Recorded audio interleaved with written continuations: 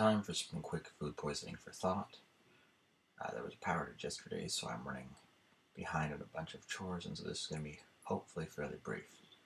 We've been talking about religion as a tool set and looking at the different ways that's the case.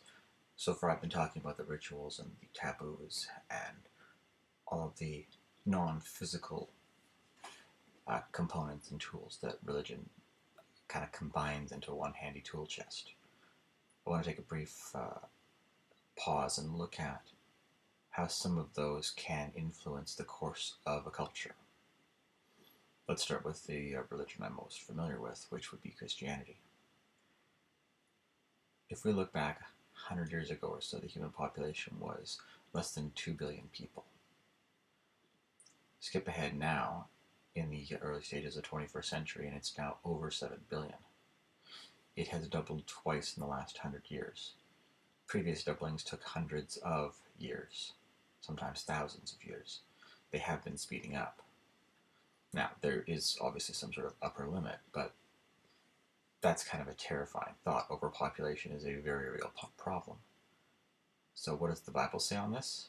Well, the first book of Genesis says, "Go forth ye, be fruitful and multiply and dominate the earth." Some translations even say subdue it. So, when your holy book has as part of its core tenet your duty to go forth ye and multiply and dominate the earth, is it any wonder that the highest formal authority of the Catholic Church, the largest Christian organization under a single banner, that'd be the Pope, might consistently say that things like contraception are sinful, that birth control and, abortion are immoral. If you're coming from a underlying standpoint that the purpose of human life given to you by God is to go forth ye and multiply and fill the earth, dominate and subdue it, well, that's going to frame how you look at things. By contrast, let's have a look at Buddhism. Buddhism originated in India and it spread throughout China, Southeast Asia, Japan, Korea. Now, what's Buddhists' core idea about the world? Well, life is suffering. The world is an illusion that you're trying to transcend. Now, that makes for some really good personal realizations, dealing with the very weird and ephemeral nature of the self, to say nothing of the soul, which we can get into much later. But here's a question.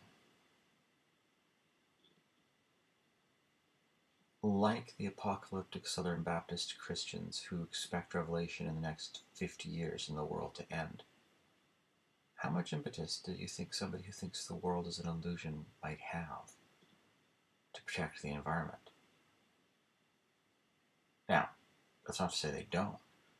Just like a lot of Christians will ignore laws in the Bible telling them that women aren't people or don't have rights or shouldn't speak in church, that you can sell your daughter into slavery. But the point again being, if you've got a religion with these underlying assumptions, they're going to color your culture. And so, what about, as I've said in the last two videos, making your own religion? Designing your own assumptions?